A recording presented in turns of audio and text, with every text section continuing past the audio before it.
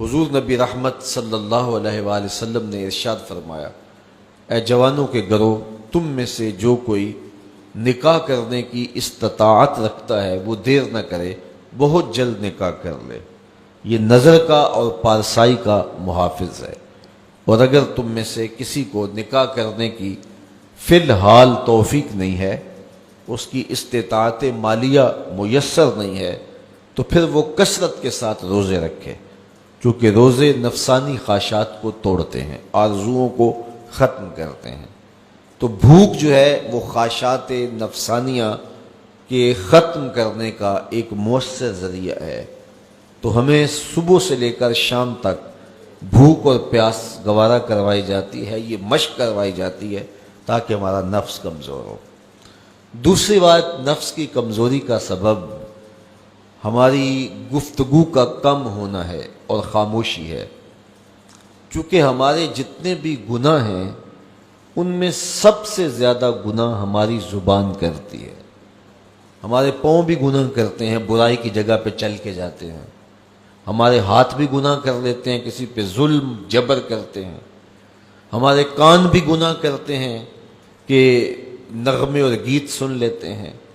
ہماری آنکھیں بھی گناہ کرتی ہیں کہ غیر محرم کو شہوات سے دیکھ لیتی ہیں، ہمارا دماغ اور سوچیں بھی بدکاری کر لیتی ہیں، ہمارے خیال بھی ناپاکیزہ ہو جاتے ہیں۔ لیکن سب سے زیادہ گناہ ہمارے بدن میں ہمارے جسم کا جو حصہ کرتا ہے وہ ہماری زبان ہے۔ ہاتھوں کے گناہ بھی محدود ہیں، کانوں کے گناہ بھی محدود ہیں، اسی طرح آنکھوں کے گناہ بھی ایک قسم پر مشتمل ہیں، لیکن جو زبان کے گناہ ہیں یہ کئی اقسام پر مشتمل ہیں۔ زبان جھوٹ بھی بولتی ہے، زبان غیبت بھی کرتی ہے، زبان بہتان بھی لگاتی ہے، زبان سب و شتم بھی کرتی ہے، گالی گلوچ بھی دیتی ہے، زبان جو ہے وہ تہمت بھی لگاتی ہے، اور زبان فضول گوئی بھی کرتی ہے۔ تو اس زبان کے بہت سارے فتنے ہیں،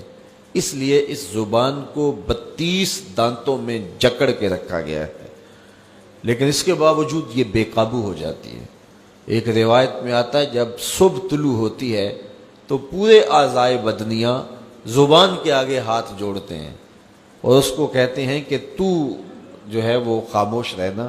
تیری وجہ سے پورا بدن فتنے کا شکار ہوتا ہے۔ تو زبان کے گناہ سب سے زیادہ ہے، اسی لیے میرے اور آپ کے آقا و مولا نے ارشاد فرمایا، تم جو دو جبڑوں کے درمیان یعنی تمہاری زبان اور دو ٹانگوں کے درمیان تمہاری پارسائی کی جگہ، ان دو چیزوں کی مجھے ضمانت دے دو، میں محمد تمہیں جنت کی ضمانت دے دیتا ہوں صلی اللہ علیہ وسلم۔ تو یہ زبان بہت زیادہ گناہ جو ہیں وہ انسان کی زبان کے ہیں، اس لیے روزے کے اندر ہمیں اپنی زبان کو کنٹرول کرنے کی تاکید بھی کی گئی ہے۔ یہ خوراک بچاؤ مہم نہیں ہے روزہ کہ اس سے تم نے کوئی بچت کرنی ہے، بلکہ اس سے بھی نفس کشی کے لیے